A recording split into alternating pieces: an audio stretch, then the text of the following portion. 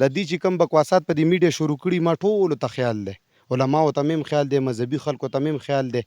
په دې باندې مونږ خاموش پاتې کېدونکي یو نه، انشاءالله د دې هرې خبرې به ښه موتوړ جواب میلاویږي په وخت سره. او دوی چې څومره بکواسات کوي، څومره غلطې خبرې کوي، څومره غلط پوسټونه کوي، سوچ هم ونه کړي چې دوی ووایي چې یاره دا به شاته شي، دې سره به مونږ نور سختېږو. مخکې مونږ دښمن ته یو قدم ور دننه کېدو وارم کولو، اوس به د الله په فضل باندې 10 قدمه پکې دننه کېږو او وار به پې کوو. دا ویل غواړم چې دې دا سوچ نه کوي چې یاره داسې هستی او داسې تکړه او مضبوط خلک مونږ نه لاړ شي نو په دې به مونږ دې کمزوري کړي، سوچ هم ونه کړي، مونږ به دې سره نور هم سختېږو.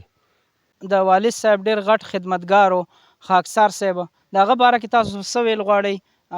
د دې باره کې لږ موږ ته معلومات راکړئ. زه خو چې حقیقت را باندې وی د خپلې د مور د صدمې د وجې نه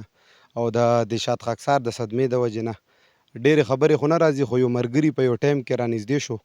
او هغه یو کمنټ راته وښودو، د هغې سکرین شاټ یې راته وښودو او په هغې ماته ډېره غټه تسلي میلاو شوه. هغه کمنټ داسې وایي چې کله چې لوهار توره جوړوي او داسې جوړوي چې یاره کله په هغې باندې وار کوي او د دښمن سټ پې وایي نو هغه اول ښه ټیټ په اور کې وسوځوي،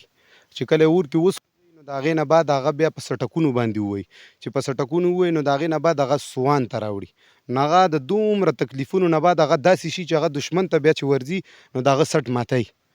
نو دښمن ته زه بعضې الفاظ د بیادبۍ دي خو دا خامخا کوم، ولې چې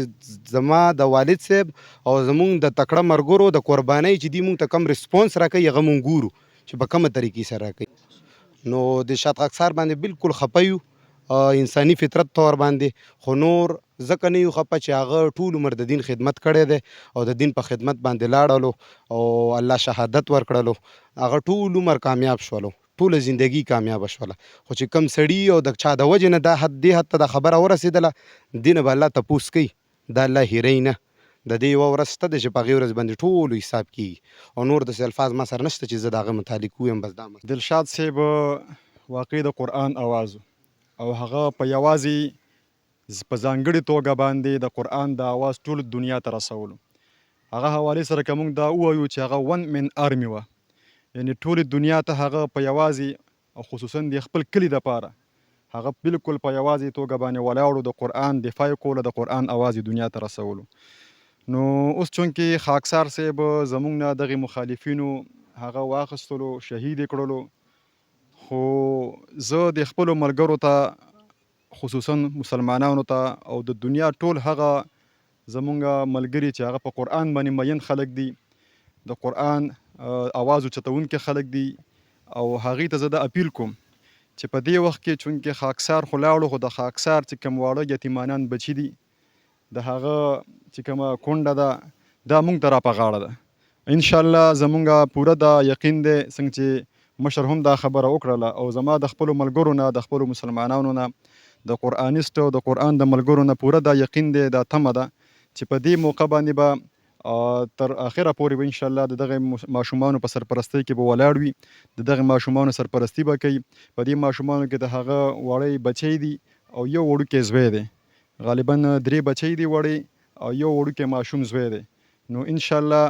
مونږ به هم د تنظیم د طرف نه هم د ندای قرآن او دارنګې څومره چې زموږ مسلمانان وروڼه دي هغه که په پاکستان کې دي او که بیروني ممالک دي، هغې ټولو ته زموږ دا خواست دی، ګزارش دی چې یو تاسو په دې داسې طریقه باندې تاسو کار وکئ چې ستاسو د هر قسمه تعاون دا ډایرکټ د خاکسار صاحب کور ته راورسي او په هغې کې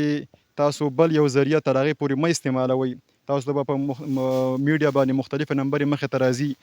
ممکن هغه نمبرې چونکې خاکسار خو هغه نمبرې د بل چا په لاس کې وي. نو دې د وجې موږ دغه ټولو ملګرو ته دا وایو چې تاسو